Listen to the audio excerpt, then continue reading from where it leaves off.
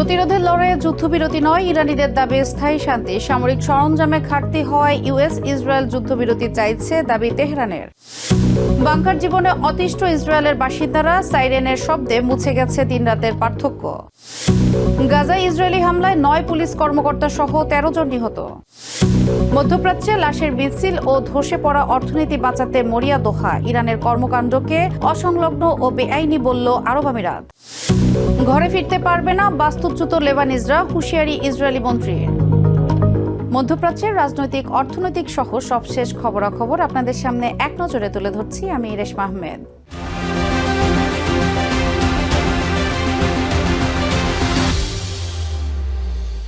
Iran ও Israel আমেরিকার মধ্যকার চলমান সংঘাত তৃতীয় সপ্তাহে গড়িয়েছে। হরমুজ প্রণালী অবরুদ্ধ হওয়ায় বিশ্ববাজারে তেলের সরবরাহ বাধাগ্রস্ত হচ্ছে, যার প্রভাব পড়েছে বিশ্ব অর্থনীতিতে। অন্যদিকে ইরানের রাজধানী তেহরান সহ দেশটির বিভিন্ন অঞ্চলে রূপ নিচ্ছে একের পর এক ধ্বংসস্তূপে। কিন্তু এমন পরিস্থিতিতেও তেহরানের সাধারণ নাগরিকদের মধ্যে দেখা যাচ্ছে মিশ্র প্রতিক্রিয়া। একদিকে যেমন রয়েছে যুদ্ধের ভয়, অন্যদিকে আছে নিজেদের অধিকার রক্ষার দৃঢ় প্রত্যয়। ইরানিদের দাবি, যুদ্ধ তারা শুরু করেনি, তাই সাময়িক যুদ্ধবিরতি তারা চাইছে না, বরং যুদ্ধবিরতি হলে সেটা হতে হবে স্থায়ী ও টেকসই। মধ্যপ্রাচ্যের আকাশে যুদ্ধের কালো মেঘ ভারী করে দিয়েছে হাজারো মানুষের জীবন। ইরানে ইসরায়েল আমেরিকার অভিযানের পর চলমান সংঘাত পৌঁছে গেছে তৃতীয় সপ্তাহে। কিন্তু তেহরানের রাস্তায় সাধারণ মানুষের চোখে মুখে উৎকণ্ঠা থাকলেও এখনো তাদের কণ্ঠে ঝরছে আত্মবিশ্বাসের সুর। জীবনযাত্রাও যেন চলছে স্বাভাবিক গতিতে। স্থানীয় বই বিক্রেতা আলী আকবর হোসাইনি মনে করেন, এই যুদ্ধ তাদের উপর চাপিয়ে দেওয়া হয়েছে। তার মতে, যারা দূরদেশ থেকে অস্ত্র নিয়ে এসেছে, যুদ্ধবিরতির দায়ভারও কেবল তাদেরই। একই সাথে তার মতো অন্য সব ইরানিরাও চান যুদ্ধ বন্ধের স্থায়ী নিশ্চয়তা।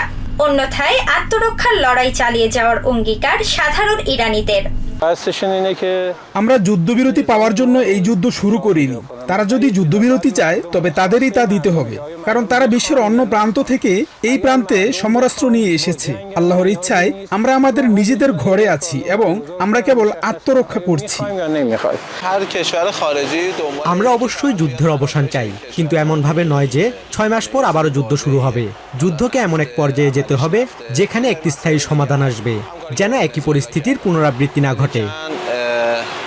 তেহরানের ইরানিদের মতে, শাসন ব্যবস্থার পরিবর্তন তাদের অভ্যন্তরীণ বিষয়, তার জন্য যুদ্ধের প্রয়োজন নেই। কিন্তু ভূরাজনৈতিক স্বার্থ ও তেলের ওপর নিয়ন্ত্রণ নিতেই বিদেশি শক্তিগুলো এই অস্থিরতা তৈরি করছে বলে দাবি ইরানিদের। তবে যুদ্ধের ছায়া দীর্ঘস্থায়ী হওয়াকে যুদ্ধের চেয়েও ভয়াবহ মনে করছেন তারা। বাইরে থেকে আমাদের শাসন ব্যবস্থা পরিবর্তনের চেষ্টা করা হচ্ছে, যা একেবারেই অসম্ভব। সবকিছুই জনগণের উপর নির্ভর করে। যদি জনগণ পরিবর্তন চায় তবে যুদ্ধের প্রয়োজন নেই, একটি গণভোটের মাধ্যমেই তা নির্ধারণ করা সম্ভব। প্রতিটি বিদেশি দেশ কেবল আমাদের স্বার্থ লুটে নিতে চায়। আমাদের জাতি ততক্ষণ পর্যন্ত মাঠে থাকবে যতক্ষণ না যুদ্ধের এই ছায়া দেশ থেকে সরে যায়। আমার মতে যুদ্ধের চেয়েও যুদ্ধের এই ছায়া বা অনিশ্চয়তা বেশি ভয়াবহ। একদিকে ট্রাম্প প্রশাসনের মিত্রদের প্রতি আহ্বান, অন্যদিকে হরমুজ প্রণালী বন্ধ করে ইরানের পাল্টা চাপ। সব মিলিয়ে এক চরম অনিশ্চয়তায় দাঁড়িয়ে বিশ্ব। আর তার কেন্দ্রবিন্দুতে থাকা তেহরান যেন শূন্যে তাকিয়ে আছে কেবল স্থায়ী শান্তির আশায়। Tasnim Tajin, TVN 24 news desk. মধ্যপ্রাচ্যে তীব্র উত্তেজনার মাঝে এবার হরমুজ প্রণালী নিয়ে কঠোর হুঁশিয়ারি দিল ইরান। তেহরান জানিয়েছে, এই কৌশলগত জলপথটি কেবল তাদের শত্রুদের জন্য বন্ধ রাখা হয়েছে। সোমবার এক সংবাদ সম্মেলনে ইরানের পররাষ্ট্রমন্ত্রী আব্বাস আরাকচি বলেন, তেহরান কোনো যুদ্ধবিরতির কথা বলেনি। অন্যদিকে পররাষ্ট্র মন্ত্রণালয়ের মুখপাত্র ইসমাইল বাঘি বলেন, শত্রুরা সামরিক সরঞ্জামের সংকটে পড়লেই কেবল যুদ্ধবিরতির ভুয়া নাটক সাজানোর চেষ্টা করে। সোমবারের সংবাদ সম্মেলনে তেহরানের সুর যেন আগের চেয়েও চওড়া। প্রেসিডেন্ট ডোনাল্ড ট্রাম্প যখন হরমুজ প্রণালী সচল রাখতে আন্তর্জাতিক মিত্রদের এক হওয়ার আহ্বান জানাচ্ছেন, ঠিক তখনই তেহরান থেকে এলো পাল্টা হুঁশিয়ারি। ইরানের পররাষ্ট্রমন্ত্রী আব্বাস আঘারচি স্পষ্ট করে দিলেন, ইরানের জলসীমা নিয়ন্ত্রণ কেবল তাদেরই। از کشورهای دیگه میخوان بیان کمک بکنن بهشون অন্য দেশগুলো এসে তাদের সাহায্য করুক। যাতে হরমুজ প্রণালী উন্মুক্ত থাকে। আমাদের দৃষ্টিতে এটি অবশ্যই উন্মুক্ত, তবে এটি কেবল আমাদের শত্রু যারা আমাদের উপর অন্যায়ভাবে আগ্রাসন চালিয়েছে এবং তাদের বিপদের জন্য বন্ধ। যুদ্ধবিরতি নিয়ে চলমান জল্পনাও উড়িয়ে দিয়েছে ইরান। কোনো রাগঢাক না রেখেই পররাষ্ট্রমন্ত্রী জানালেন ওয়াশিংটনের সঙ্গে কোনো গোপন বার্তা বিনিময় হচ্ছে না, বরং এই সংঘাতের এমন একটি চূড়ান্ত অবসান চায় তেহরান যা ভবিষ্যতে আর কখনোই ঘটবে না। আমরা কোনো যুদ্ধবিরতির কথা বলছি না, তবে এই যুদ্ধ এমনভাবে শেষ হতে হবে যেন এর পুনরাবৃত্তি আর না ঘটে। ইরানের অটল অবস্থার কথা উঠে এসেছে দেশটির পররাষ্ট্র মন্ত্রণালয়ের মুখপাত্র ইসমাইল বাঘের কণ্ঠেও। তার দাবি, আমেরিকা ও ইসরায়েলের যুদ্ধবিরতির প্রস্তাব একটি প্রতারণা ছাড়া আর কিছুই নয়। তেহরানের সংবাদ সম্মেলনে তিনি বলেন, আন্তর্জাতিক আইন অনুযায়ী আত্মরক্ষার অধিকার ইরানের আছে, আর তাই নিজেদের সুরক্ষা নিশ্চিত করতে এই অঞ্চলের যে কোনো আমেরিকান স্থাপনায় হামলা চালাতে দ্বিধা করবে না তাদের সশস্ত্র বাহিনী।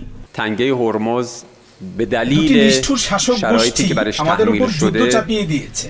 যখনই তারা সামরিক সরঞ্জামের সংকটে পড়ে বা চ্যালেঞ্জের মুখে পড়ে, তখনই তারা একটি ভুয়া যুদ্ধবিরতির নাটক সাজায়। আন্তর্জাতিক আইন অনুযায়ী কোনো উপকূলীয় রাষ্ট্রই তার শত্রুপক্ষকে নিজেদের জলসীমা ব্যবহার করে শক্তি সঞ্চয়ের সুযোগ দিতে পারে না। হরমুজ প্রণালীকে কেন্দ্র করে তেহরানের এই শত্রু মিত্র বিভাজন নীতি মধ্যপ্রাচ্যের ভূ রাজনীতিতে নতুন উত্তাপ ছড়াচ্ছে। ওয়াশিংটনের আন্তর্জাতিক সামরিক জোট গঠনের চেষ্টার বিপরীতে ইরানের এই অনড় অবস্থান ইঙ্গিত দিচ্ছে সংকট নিরসনে কূটনীতির চেয়ে সামরিক শক্তিমত্তাই এখন দুই পক্ষের প্রধান হাতিয়ার। ইশরাত জাহান, টিভিএন 24 নিউজ ডেস্ক। মধ্যপ্রাচ্যের আকাশ জুড়ে যখন ড্রোন আর মিসাইলের আনাগোনা, তখন ইসরায়েলের জনজীবনও থমকে গেছে সাইরেনের শব্দে। দক্ষিণে থেকে তেল আবিব হয়ে উত্তরের কিরিয়াত শামোন সবখানেই এখন বাংকার আর সেফ রুমই হয়ে উঠেছে সাধারণ মানুষের শেষ আশ্রয়। যুদ্ধের এই তীব্রতা ইসরায়েলের অভ্যন্তরীণ অর্থনীতি ও জনজীবনে ফেলেছে বিরূপ প্রভাব। টানা 3 সপ্তাহ ধরে আতঙ্ক আর হুমকি দিয়ে অতিষ্ঠ এখন ইসরায়েলিদের বাংকার জীবন। তেল আবিবের আকাশ জুড়ে সাইরেনের সুর এখন নিত্যদিনের চিত্র।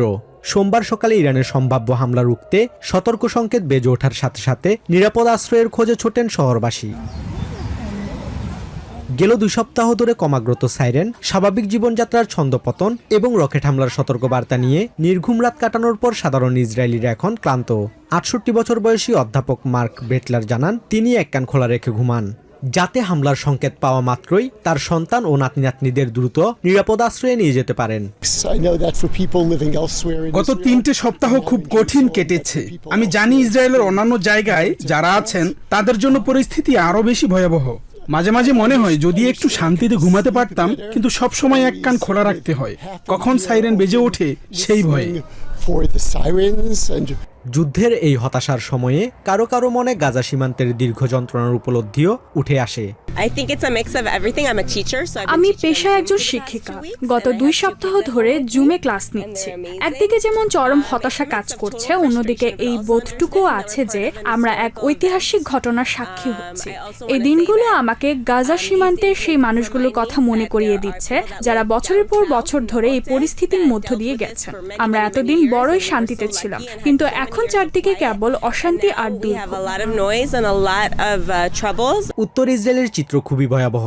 হিজবুল্লাহর মুহুর্মুহু রকেট হামলার মুখে সীমান্তবর্তী শহর কিরিয়াত শেমোনার বাসিন্দাদের কাছে দিন ও রাতের পার্থক্যই মুছে গেছে।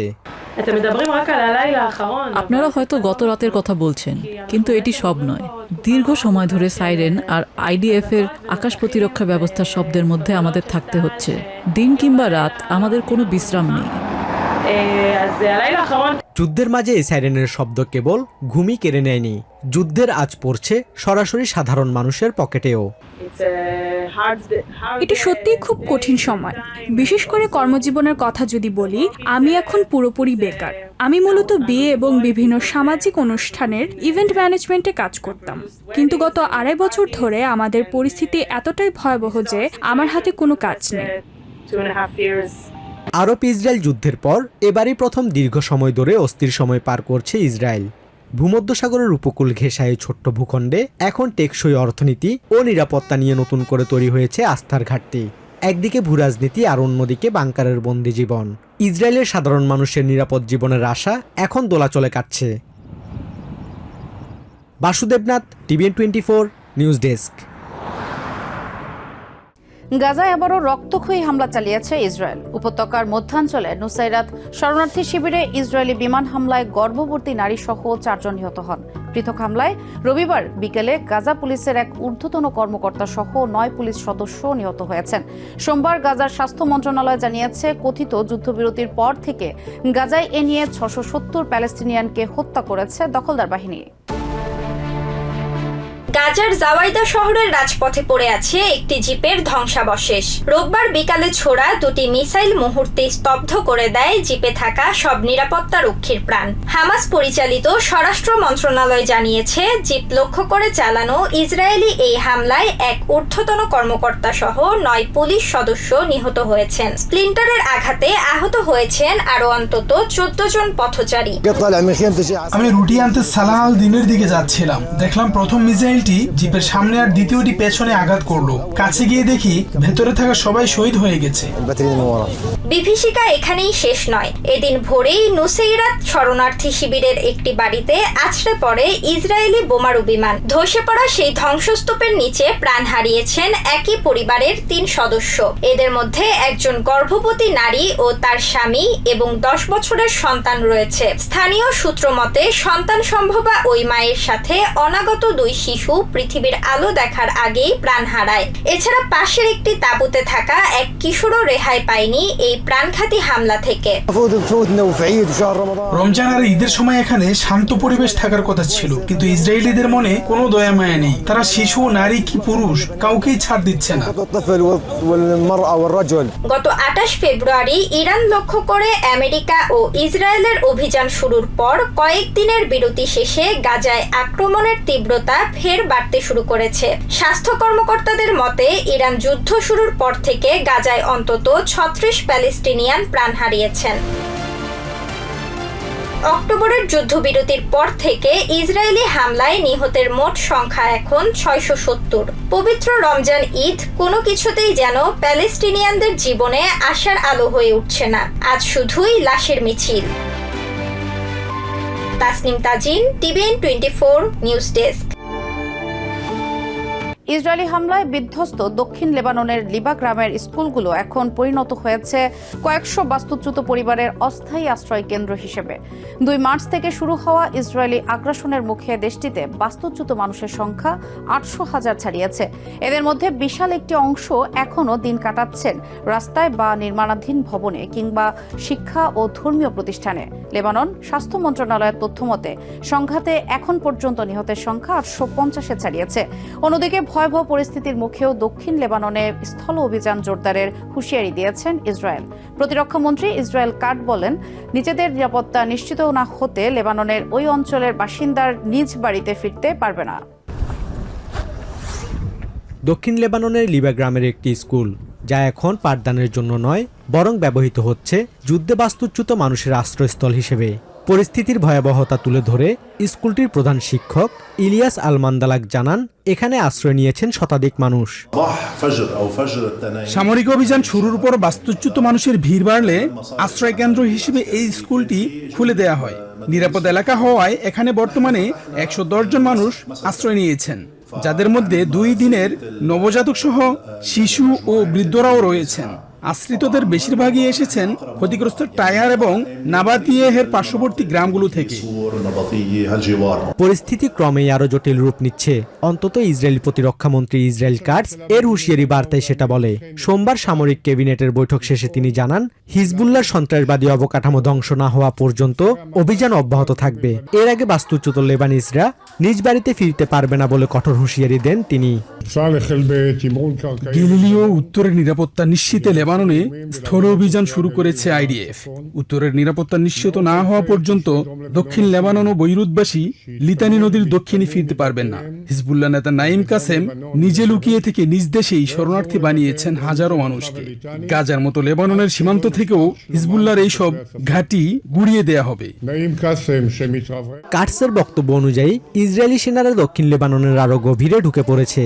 গত 2 মার্চ যুদ্ধবিরতি ভেঙে হিজবুল্লাহর রকেট হামলা ও ইরানি সর্বোচ্চ নেতার হত্যাকাণ্ডের প্রতিশোধের ঘোষণায় এই আঞ্চলিক যুদ্ধ ভয়াবহ রূপ নিয়েছে। চরম মানবিক বিপর্যয় মোকাবিলায় জাতিসংঘ জরুরি ভিত্তিতে $308 মিলিয়ন সহায়তার আবেদন জানিয়েছে। Basudebnath, TVN 24 news desk. ইরানের সাম্প্রতিক কর্মকাণ্ডকে অসংলগ্ন এবং অযৌক্তিক বলে অভিহিত করেছেন ইউনাইটেড আরব আমিরাত। রবিবার অস্ট্রেলিয়ার ABC নিউজকে দেয়া এক সাক্ষাৎকারে আমিরাতের পররাষ্ট্র মন্ত্রণালয়ের আন্তর্জাতিক সহযোগিতা বিষয়ক মন্ত্রী রিম আল হাশমি বলেন, উত্তেজনা প্রশমনের আহ্বান জানানো প্রতিবেশীদের ওপর তেহরানের এমন আক্রমণ নজিরবিহীন। গত 28 ফেব্রুয়ারি থেকে শুরু হওয়া সংঘাতে উপসাগরীয় দেশগুলো 2000-এর বেশি ক্ষেপণাস্ত্র ও ড্রোন হামলার শিকার হয়েছে। আমিরাতের দাবি, বেসামরিক অবকাঠামো ও তেলের ট্যাঙ্কার লক্ষ্য করে চালানো এসব হামলায় এ পর্যন্ত 6 জন নিহত হয়েছেন। নিজেদের ভূখণ্ড ইরানের বিরুদ্ধে ব্যবহৃত না হওয়ার নিশ্চয়তা দিলেও তেহরান আন্তর্জাতিক আইন লঙ্ঘন করে হামলা চালিয়ে যাচ্ছে বলে অভিযোগ করেন আল হাশমি। অন্যদিকে আমেরিকার সাথে আমিরাতের সম্পর্ক কয়েক দশকের আস্থা ও বিশ্বাসের ওপর ভিত্তি করে তৈরি হয়েছে বলে জানান তিনি। Our relationship with the US is a long-standing strategic partnership. It's a partnership that doesn't falter in moments of crisis, but has been built on decades of trust and mutual respect. We've been long-standing partners of মধ্যপ্রাচ্যে চলমান যুদ্ধাবস্থার প্রভাবে ধসে পড়া বিশ্ব অর্থনীতি রক্ষায় এবার উদ্যোগ নিয়েছে কাতার। সোমবার এক সংবাদ সম্মেলনে দেশটির পররাষ্ট্র মন্ত্রণালয়ের মুখপাত্র মাজেদ আল আনসারি জানান, হরমুজ প্রণালী সম্পূর্ণ সচল রাখতে বিভিন্ন আন্তর্জাতিক জোটের সাথে নিবিড় আলোচনা চালিয়ে যাচ্ছে দোহা। ইরানের সামরিক হামলার জেরে সৃষ্ট বৈশ্বিক জ্বালানি সংকট মোকাবিলায় গুরুত্বপূর্ণ এই নৌপথটি সচল রাখার স্পষ্ট ঘোষণা দিয়েছে কাতার। 2000-এর বেশি প্রাণহানি আর জ্বালানি বাজারের অস্থিরতা কমাতে এখন জোর কূটনৈতিক তৎপরতা চালাচ্ছে দেশটি।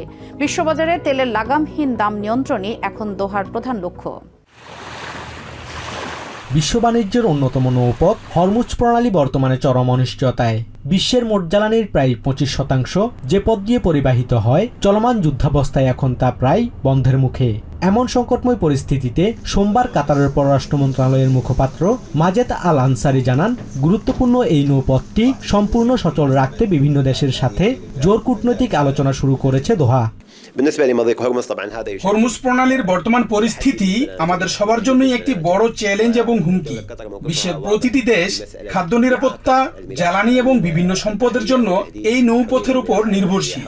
তাই জ্বালানি সহ অন্যান্য পণ্য রপ্তানি স্বাভাবিক রাখতে আমরা বিভিন্ন পক্ষের সাথে নিয়মিত যোগাযোগ বজায় রাখছি। ইরান, ইসরায়েল ও আমেরিকার মধ্যকার এই ত্রিমুখী সংঘাতের কাতারের অবস্থান বরাবরই ভারসাম্যপূর্ণ। ইরানের সার্বভৌমত্ব রক্ষার পাশাপাশি আন্তর্জাতিক সরবরাহ ব্যবস্থা সচল রাখতে পশ্চিমা দেশগুলোর সাথেও নিবিড়ভাবে সমন্বয় বজায় রাখছে বলে জানান এই কর্মকর্তা। একই সাথে ইরানকে উপসাগরীয় দেশগুলোর ওপর হামলা বন্ধ করার ওপর জোর দেন আল আনসারি। এখানে এখন একমাত্র প্রয়োজন হলো ইরান যেন সেই দেশগুলোর উপর হামলা বন্ধ করে যারা তাদের উপর কোনো আক্রমণ করছে না। তাদের উচিত উপসাগরীয় এবং আরব বিশ্বের দেশগুলোর উপর হামলা বন্ধ করা। আমাদের অবস্থান স্পষ্ট, আমরা এই যুদ্ধের বাইরে থাকতে চাই এবং উত্তেজনায় জড়াতে চাই না। কিন্তু ইরান আমাদের এই সংঘাতের ভেতর টেনে আনার সিদ্ধান্ত নিয়েছে। তাই এই মুহূর্তে সহজ সত্যটি হলো, তারা যদি আক্রমণ বন্ধ করে তবেই আমরা কূটনীতির মাধ্যমে সমাধানের পথ খুঁজে পাবো। গত 28 ফেব্রুয়ারি থেকে শুরু হওয়া এই যুদ্ধ ইতিমধ্যে ইতিহাসের ভয়াবহতম তেলের বাজার বিপর্যয় তৈরি করেছে। ব্যারেল প্রতি তেলের দাম আকাশচুম্বী হওয়ায় বিপাকে পড়েছে উন্নয়নশীল দেশগুলোও। সরবরাহ ব্যবস্থা ভেঙে পড়ায় স্থবির হয়ে পড়েছে বিশ্ব অর্থনীতি। রক্তক্ষয়ী এই যুদ্ধে এ পর্যন্ত 2000-এর বেশি মানুষ প্রাণ হারিয়েছেন। একদিকে লাশের মিছিল, অন্যদিকে থমকে যাওয়া অর্থনীতি। এই দ্বিমুখী সংকটে এখন দিশেহারা পুরো মধ্যপ্রাচ্য। আপাতত সবার নজর কাতারের কূটনৈতিক তৎপরতার দিকে। মধ্যপ্রাচ্যের এই দীর্ঘস্থায়ী সংকট নিরসনে কাতারের প্রচেষ্টা কতটা সফল হয় সেটাই এখন দেখার বিষয়। Basudebnath, TVN 24 news desk. এক নজরে প্রতিদিন মধ্যপ্রাচ্যের খবর জানতে চোখ রাখুন TVN 24 নিউজ নেটওয়ার্কের ইউটিউব ও ফেসবুক পেজে। নিউ ইয়র্ক থেকে সম্প্রচারিত TVN 24 টেলিভিশন বিশ্বজুড়ে বাঙালির কণ্ঠস্বর।